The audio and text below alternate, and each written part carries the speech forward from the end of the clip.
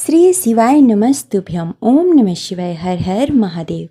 प्रिय श्रोताओं, आप सभी पर भगवान भोलेनाथ और माता पार्वती की कृपा सदा सर्वदा बनी रहे।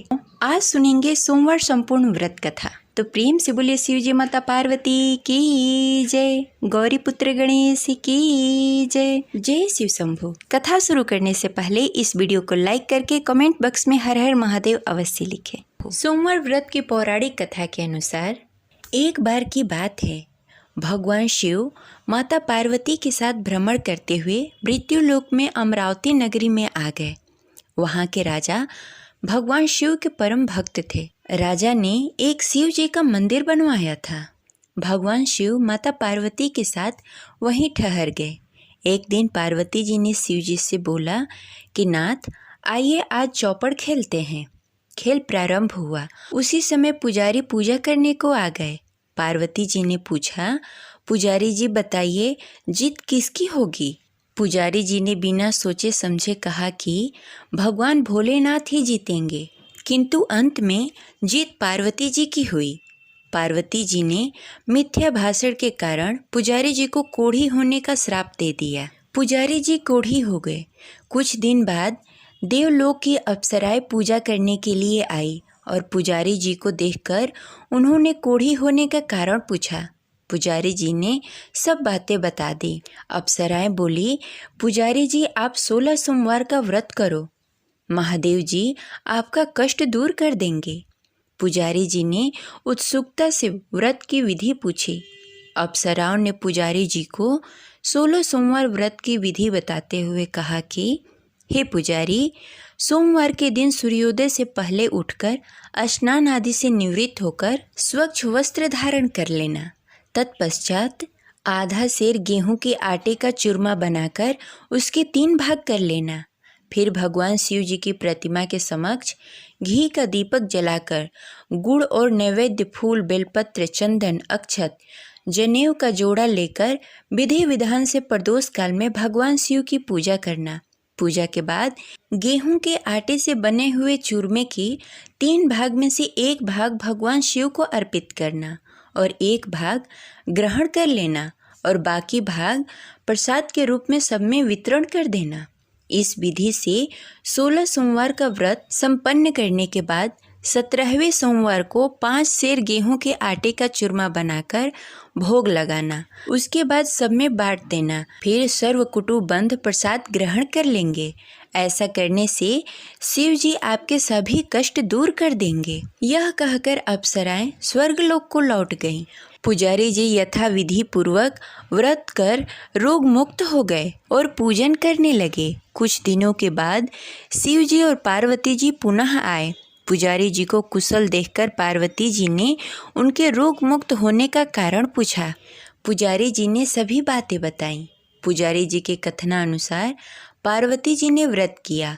फलस्वरूप कार्तिकेय जी माता पार्वती के पास आ गए और माता के आज्ञाकारी हुए। कार्तिकेय जी ने भी माता पार्वती से पूछा कि क्या कारण है जिससे मेरा मन बदल गया और मैं आपके चरणों में आ गया। पार्वती जी ने वही व्रत बताया। कार्तिकेय जी ने भी इस व्रत का पालन किया। फलस्वरूप उनका बिछड़ा हुआ मित्र मिला और उनके मित्र ने भी कारण पूछा और बताए हुए विधि से उनके मित्र ने विवाह की इच्छा से व्रत पूजन किया। फलस्वरूप वह विदेश गया और राजा की कन्या से स्वयंवर हो गया। राजा का प्रण था कि हाथनी जिसको माला पहनाएगी उसी के साथ राजा की पुत्री का विवाह होगा। वह ब्राह्मण कुमार भी स्वयंवर को देखने की इच्छा से एक ओर जा बैठा। हथनी ने माला इसी ब्राह्मण कुमार को पहना दी। धूमधाम से विवाह हुआ। तत्पश्चात दोनों सुख से रहने लगे। एक दिन राजकन्या ने पूछा कि आपने कौन सा पुण्य किया जिससे राजकुमारों को छोड़कर हथनी ने आपको चुना? ब्राह्मण ने 16 सोमवार का व्रत का सब विधि बताया। राजकन्या ने पुत्र प्राप्ति की इच्छा से व्रत किया और सर्वगुण संपन्न पुत्र प्राप्त किया। बड़े होने पर पुत्र ने पूछा, माताजी किस पुण्य से आपको मेरी प्राप्ति हुई? राजकन्या ने सब विधि पूर्वक 16 सोमवार का व्रत बताया। पुत्र राज्य की कामना से व्रत करने लगा उसी समय दूसरे राज्य के राजा ने अपने दूतों को भेजा। राजा के दूतों ने आकर उसे अपनी राजकुमारी के लिए चुना। आनंद से विवाह संपन्न हुआ। राजा के दिवंगत होने पर ब्राह्मण कुमार को राजगद्दी मिली। वह इस व्रत को करता रहा। एक दिन अपनी पत्नी को पूजा सामग्री शिवालय से ले जाने को कहा, परंतु उसने दासियों द्वारा भिजवा दिया। जब राजा ने पूजन समाप्त किया तो आकाशवाणी हुई, इस पत्नी को निकाल दे, नहीं तो तेरा सत्यानाश कर देगी। प्रभु की आज्ञा मानकर उसने रानी को निकाल दिया। रानी भाग्य को कोसते हुए नगर में एक बुढ़िया के पास आई। उसका हाल देखकर बुढ़िया ने उसके सिर पर सूत की पोटली रखकर बाजार भेजा।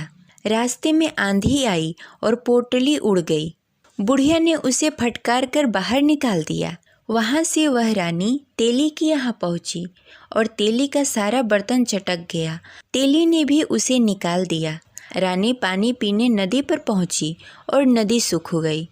सरोवर पहुँची तो हाथ का स्पर्श होते ही जल में कीड़े पड़ गए। वही जल को पीकर आराम करने के लिए जिस पेड़ के नीचे जाती वह पेड़ सूख जाता। वन और सरोवर की यह दशा देखकर ग्वाले उसे मंदिर के गोसाई के पास ले गए। उसे देखकर गोसाई जी समझ गए कि यह कुलीन अबला विपत्ति की मारी हुई है। धैर्य बांधते हुए बोले, बेटी तू मेरे यहाँ रह जा, किसी बात की चिंता मत कर। रानी आश्रम में रहने लगी, परंतु जिस वस्तु पर उसका हाथ लगे वहीं कीड़े पड़ जाते। दुखी होकर गोसाई जी ने पूछा, बेटी किस देव के अपराध से तेरी यह दशा हुई है? पुजारी जी की बात सुनकर रानी ने सारी घटना बता दी। गोसाई जी बोले, बेटी तू 16 सोमवार का व्रत करो। रानी ने गोसाई जी की बात मानकर सविधि पूर्वक 16 सोमवार का व्रत पूरा किया। व्रत के प्रभाव से राजा को रानी की याद आई और दूतों को उसकी खोज करने के लिए भेजा। आश्रम में रानी को देखकर दूतों ने राजा को रानी का पता बताया। राजा ने जाकर गोसाई जी से कहा, महाराज यह मेरी पत्नी है। शिव जी के रुष्ट होने से मैंने इसे परित्याग कर दिया था। शिव जी के कृपा से मैं इसे ले जाने आया हूँ। कृपा करके इसे जाने की आज्ञा दें। गोसाई जी ने आज्ञा दे दी। राजा रानी को नगर में लेकर आए और नगर वासियों ने नगर सजाया, बाजे बजाने लगे और मंगलाचार हुआ। तत्पश्चात शिव जी की कृपा से प्रतिवर्ष 16 सोमवार का व्रत कर वह रानी के साथ सुखपूर्वक रहने लगे। इसी प्रकार जो भी मनुष्य भक्ति सहित और विधि पूर्वक 16 सोमवार का व्रत करता है और कथा सुनता है, उसकी सभी मनोकामनाएं पूर्ण होती है और अंत में वह शिव जी को प्राप्त होता है। इस प्रकार 16 सोमवार व्रत कथा संपन्न हुई। अब चलिए सुनते हैं सोमवार की दूसरी कथा। प्राचीन काल में एक नगर में एक साहूकार रहता था, जिसके यहाँ धन्य धान्य की कोई कमी नहीं थी। फिर भी वो हमेशा उदास रहा करता था, क्योंकि उसके पास कोई पुत्र नहीं था। वह इसी चिंता में रात दिन रहता था। वह पुत्र कामना के लिए प्रतिदिन सोमवार को शिव जी का व्रत और पूजा किया करता था तथा संध्या काल को शिव मंदिर में जाकर शिवलिंग के सामने दीपक जलाया करता था। उसके इस भक्ति भाव को देखकर एक समय श्री पार्वती जी ने शिव जी से कहा कि हे प्रभु, यह साहूकार आपका बहुत ही अनन्य भक्त है और सदैव आपका व्रत और पूजन बड़ी ही श्रद्धा के साथ करता है। इसकी मनोकामना पूर्ण करनी चाहिए। शिव जी ने कहा, हे पार्वती, यह संसार का कर्म क्षेत्र है। जैसे किसान खेत में जैसा बीज डालता है वैसा ही फल काटता है, इसी प्रकार इस दुनिया में जो जैसा कर्म करता है वैसा ही फल पाता है। पार्वती जी ने अत्यंत आग्रह से कहा, हे प्रभु, जब वह आपका अनन्य भक्त है, उसको अगर किसी प्रकार का दुख है तो आपको अवश्य ही उसका दुख दूर करना चाहिए, क्योंकि आप सदैव अपने भक्तों पर दया करते हैं, उसके दुख को दूर करते हैं। यदि आप ऐसा नहीं करेंगे तो कोई मनुष्य आपकी सेवा और व्रत क्यों करे? पार्वती जी का ऐसा आग्रह देख शिव जी ने कहा, हे पार्वती, इसका कोई पुत्र नहीं है, इसीलिए यह सदैव दुखी रहता है। इसके भाग्य में पुत्र न होने पर भी मैं इसको पुत्र प्राप्ति का वर देता हूँ, परंतु यह पुत्र केवल 16 वर्षों तक ही जीवित रहेगा। इसके पश्चात मृत्यु को प्राप्त हो जाएगा। इससे अधिक मैं और कुछ नहीं कर सकता। ये सभी बातें साहूकार सुन रहा था। इससे उसको ना कोई प्रसन्नता हुई और ना ही कोई दुख हुआ। वह पहले जैसा ही शिव जी का व्रत और पूजन करता रहा। कुछ काल व्यतीत होने के पश्चात साहूकार की पत्नी गर्भवती हुई और 10वें महीने उसने पुत्र को जन्म दिया।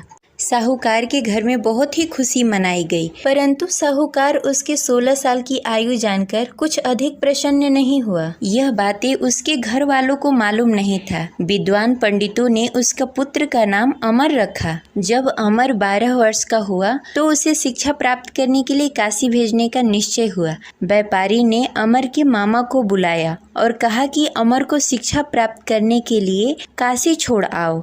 अमर अपने मामा के साथ शिक्षा प्राप्त करने के लिए चला गया। रास्ते में जहां अमर और उसके मामा विश्राम करने के लिए ठहरते, वहीं यज्ञ करते और ब्राह्मणों को भोजन कराते। लंबी यात्रा के बाद अमर और उसके मामा एक नगर में पहुंचे। उस नगर में राजा की कन्या के विवाह की खुशी में सभी नगर को सजाया गया था। निश्चित समय पे बारात आ गई, लेकिन वर का पिता अपने बेटे की एक आंख से काने होने के कारण बहुत चिंतित था। उसे इस बात का भय सता रहा था कि राजा को इस बात का पता न चले, कहीं वह विवाह से इनकार न कर दे, इससे उसकी बदनामी होगी। वर के पिता ने अमर को देखा। उसके मस्तिष्क में एक विचार आया। उसने सोचा, क्यों न इस लड़के को दुल्हा बनाकर राजकुमारी से विवाह करा दूं। विवाह के बाद उसको धन देकर विदा कर दूंगा और राजकुमारी को अपने नगर ले जाऊंगा। वर के पिता ने इसी संबंध में अमर और उसके मामा से बातें। अमर के मामा ने धन मिलने के लालच में वर के पिता की बातें मान ली। अमर को दूल्हे का वस्त्र पहनाकर राजकुमारी चंद्रिका से विवाह करा दिया। राजा ने बहुत सारा धन देकर राजकुमारी को विदा किया।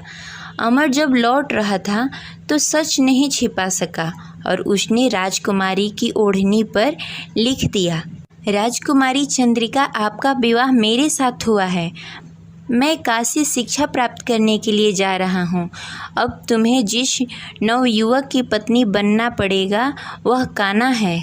जब राजकुमारी ने अपनी ओढ़नी पर लिखा हुआ पढ़ा तो उसके काने लड़के के साथ जाने से इनकार कर दिया।